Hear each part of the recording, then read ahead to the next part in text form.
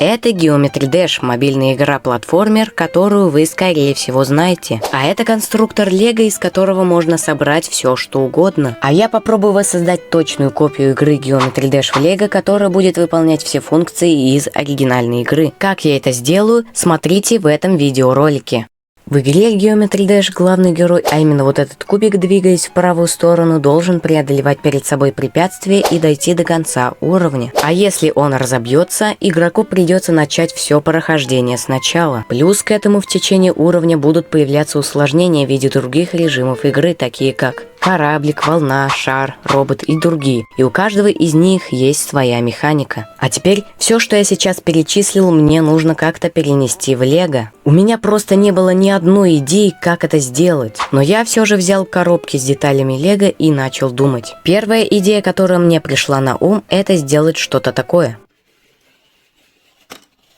Но это выглядело как-то стрёмно, поэтому я отбросил эту идею. Чуть позже я сделал такую заготовку из Лего, которую как раз буду использовать. Вы, возможно, подумаете, что это просто какая-то постройка из Лего, которая никак не относится к Geometry Dash, но на самом же деле эта конструкция послужит для перемещения игрока.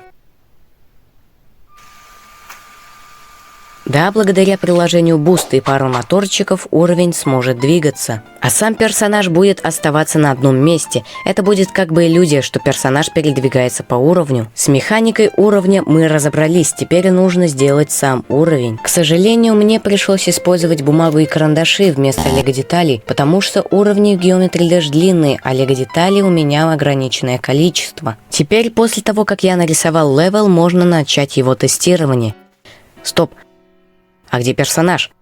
А, точно, чуть не забыл про него. Но вообще можно сделать лего-кубик, прицепить его к пластине и сказать, что это игрок. Но мы еще должны понимать, что при столкновении с препятствием наш игрок не разбивается, а продолжает идти по уровню. Поэтому у меня появилась идея поставить карандаш вместо кубика. Так мы будем видеть, задел ли игрок препятствие. Казалось бы, что это очень хороший вариант, но тогда придется нанять человека, который после каждой попытки будет стирать пройденный вами прогресс. А если вообще вы будете проходить какой-нибудь блудбаф, то тогда в конечном итоге у человека либо отвалится рука, либо порвется бумага. Я уже отчаялся и думал, что придется играть как с ноуклипом, но тут я нашел спасение.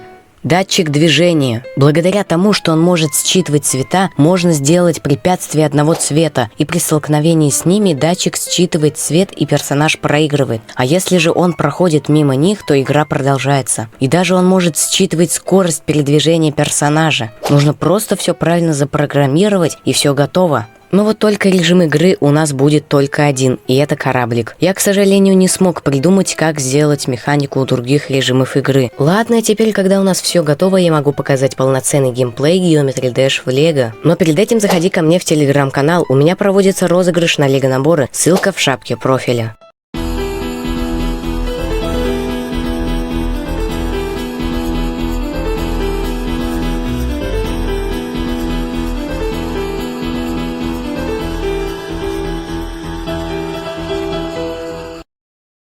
Ну что ж, если под этим видео наберется 3000 лайков, то я сделаю блудбаф из Лего и пройду его. Надеюсь, вам понравилось это видео.